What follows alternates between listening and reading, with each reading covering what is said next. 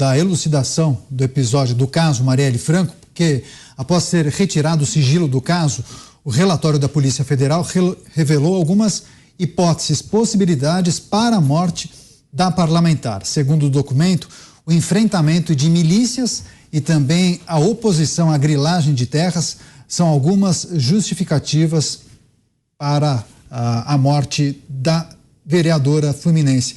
Você, Cristiano Beraldo, claro, hipóteses levantadas para a morte de Marielle Franco, ela se colocava contra a grilagem de terras e também enfrentamento às milícias. Ela era, a gente pode considerar, uma jovem parlamentar, eu acho que estava na segunda legislatura e defendia algumas bandeiras, em especial como essas destacadas nesse relatório da Polícia Federal. Se colocava contra a grilagem de terras e também enfrentamento às milícias. Outros parlamentares já se colocaram contra essas pautas e defendiam também essas bandeiras, né? O que é preciso considerar também nesse tipo de informação que acaba sendo divulgado? Porque tem 2 itens aí, né? Caneta, aí é que eu acho que a história não faz sentido. Quem é? A vereadora Marielle Franco, ela estava, se não me engano, no seu primeiro mandato, uma jovem que estava ali iniciando a sua trajetória na política, com chance de crescimento, sim, tudo indicava que ela poderia alçar voos mais altos na política, mas ela era uma jovem vereadora. Quer dizer, qual é o que ela poderia tanto estar atrapalhando que pudesse render a sua morte? É isso que eu não consigo entender. Quantas e quantas pessoas mais influentes, mais aguerridas, né, que poderiam, de fato, causar problemas para esse tipo de atuação e que não foram assassinadas. Então, assim, eu sinceramente, eu não vejo lógica neste crime com essa justificativa. Porque toda essa picaretagem da milícia, construção irregular, grilagem de terra, tal, isso obviamente tem ali os seus opositores. Quem está nesse tipo de atividade criminal vai encontrar, vai esbarrar ali numa série de obstáculos e vai resolver esses obstáculos da forma que puder, porque tem o delegado, tem o fiscal, tem isso, tem aquilo, e ele vai ali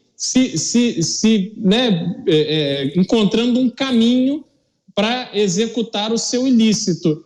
Aí você imaginar, de repente, não, a solução dos nossos problemas é matar uma vereadora de primeiro mandato e de um partido super aguerrido. Obviamente se sabia, afinal de contas, o que está sendo dito aí que pessoas da política, tradicionalíssimas da política do Rio, foram mandantes. E aí eles achavam que não ia dar em nada. Não, é só matar longe da Câmara que não vai dar em nada. Pô, não tem lógica isso. Assim, eu, sinceramente, acho que isso é uma cortina de fumaça que está servindo para encobrir os verdadeiros responsáveis por essa barbaridade. Minha percepção pessoal. Pois é, só reforçando, de fato, primeira legislatura, para 2017 a 2020, ela foi morta no segundo ano da sua gestão, da sua legislatura, que foi eleita, ela que participou da eleição de 2016, 2017, primeiro ano da legislatura, 2018, ano da morte, segundo ano.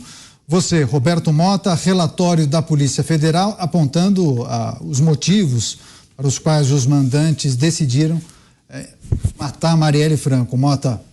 É muito difícil especular sobre isso, Caniato, porque as causas bem poderiam ter sido essas, como poderiam ter sido outras, como poderia ter sido um desentendimento qualquer, porque a vida no Brasil hoje não vale nada. Eu vou contar para vocês uma história, aconteceu com um ex-funcionário meu em 2002. Ele estava caminhando na rua levando os filhos para a escola.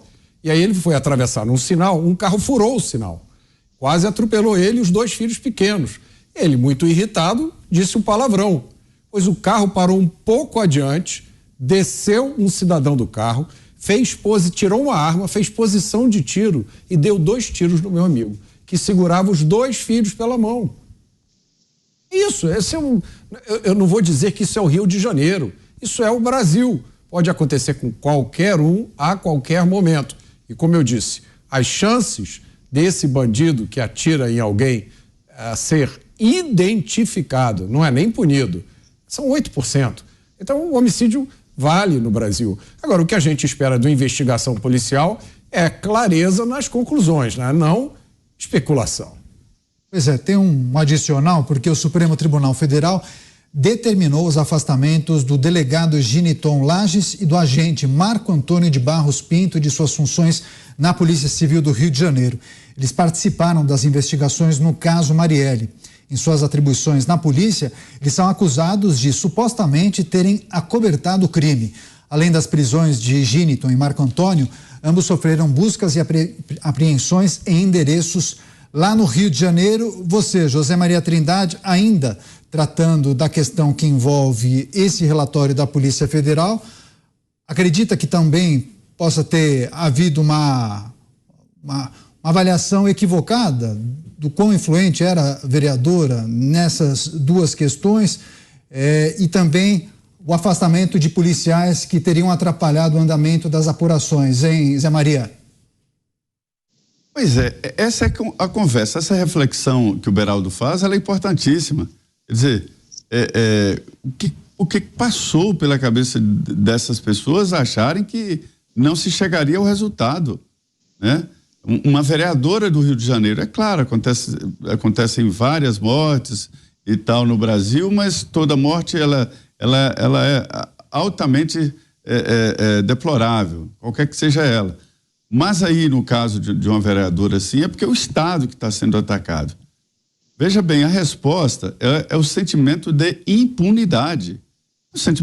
O moço era chefe da Polícia Civil, dono da investigação. Se não fosse a federalização, se não fosse a entrada da Polícia Federal e as pressões, isso teria passado. Mas esse sentimento de impunidade é o que promove todo o processo, né? Não, isso vai ficar por assim mesmo. E mais, por que a Marielle? Eu também tenho dificuldades para entender, porque ela não representava nenhuma força contra esse grupo de criminosos na área imobiliária. Ela teve uma operação discreta, eu fui lá saber qual foi a atitude dela, uma atitude discreta, contra, mas discreta, como tantos outros. A conclusão que se pode chegar que é o tal terrorismo, é o terrorismo doméstico. Qual é a mensagem? Olha, vereadores, nós estamos aqui, matamos uma e quem colocar a cabeça de fora vai sofrer consequências. Então, esse é o terrorismo de levar os vereadores a um estado de intimidação. Eu não vou fazer o que a Marielle está fazendo porque eu vou ser morto. Então, esse seria o objetivo, de pegar um símbolo, né, um símbolo de luta contra, né, a esse grupo e sacrificar para dizer, não estaria matando ali na Marielle o processo, mas impedindo que outros vereadores tomassem uma iniciativa. Então, eu tenho a impressão que o motivo é esse, né, um tipo de terrorismo para assustar a Câmara e o sentimento de impunidade. E veja bem, e eles tinham razão sobre esse sentimento de impunidade, porque se não fosse a federalização, não fosse a ação do Ministério da Justiça e do próprio Supremo, não teria desvendado o crime, não, ficaria por isso mesmo. Mas a avaliação teria sido a seguinte, Zé Maria, parece que tinha um infiltrado dentro do PSOL e esse infiltrado teria levado a informação para o grupo criminoso dizendo, olha, acho que a gente vai ter problema com essa vereadora, muito atuante, eloquente, fala muito, está de olho nas coisas, enfim. Talvez esse infiltrado tenha feito uma leitura equivocada, superestimou muitas vezes o poder de influência da parlamentar, enfim, e aí os desdobramentos nós pudemos acompanhar. Quer fazer um complemento, Beraldo? Não, porque fica parecendo aquele caso dos médicos lá no quiosque do Rio de Janeiro que foram mortos por causa de um bandido voluntarioso que os confundiu com outra pessoa ali inimiga, né? Essas confusões existem, a gente viu isso. Só que, nesse caso, por exemplo, Domingos Brazão, que foi deputado estadual poderoso no Rio de Janeiro, ele era inimigo, assim, com discussões pesadíssimas com Cidinha Campos, muito mais eloquente, muito mais efetiva, com a pedra no sapato muito pior do que uma vereadora de primeiro mandato. Assim, esse tipo de... E Cidinha Campos, enfim, nada aconteceu com ela, está aí até hoje, não sei se está na política ou não está, mas essas coisas é que eu acho que não fazem sentido. O Mota quer fazer um complemento antes de virar a página, né, Mota? Eu quero dizer o seguinte, eu não sei quem são os mandantes, mas eu sei o que se passou na cabeça de quem cometeu esse crime. É o que se passa na cabeça de quem comete crime no Brasil. Não vai dar em nada. É isso, não vai dar em nada. E esse caso, se não tivesse sido escolhido como bandeira política, não ia dar em nada mesmo. Né? Talvez devido à visibilidade que ele ganhou, ao fato de ter virado a bandeira política, as sentenças sejam até mais duras e cumpridas de forma mais rigorosa, mas o tempo efetivo médio para quem mata alguém no Brasil é 10 anos de prisão. Por que eu estou dizendo isso? Eu vou lembrar aqui o caso de um dos assassinos do menino João Hélio. O carro da mãe dele foi roubado, ele ficou preso pelo cinto de segurança do lado de fora do carro, ele foi arrastado pelas ruas, pelo asfalto do Rio de Janeiro, até que não restava mais nada do seu corpo. Um dos responsáveis por esse crime foi sentenciado a 39 anos de prisão. Vocês sabem quanto tempo ele ficou efetivamente numa cadeia? 10 anos. Depois ele foi para casa porque ele ganhou o benefício da prisão albergue domiciliar. Isso, um Zé Ninguém, um desconhecido que cometeu o crime mais bárbaro da história do Rio de Janeiro. Imaginem pessoas poderosas, com conexões e bons advogados. Fica aqui a aposta. Quanto tempo eles vão ficar presos?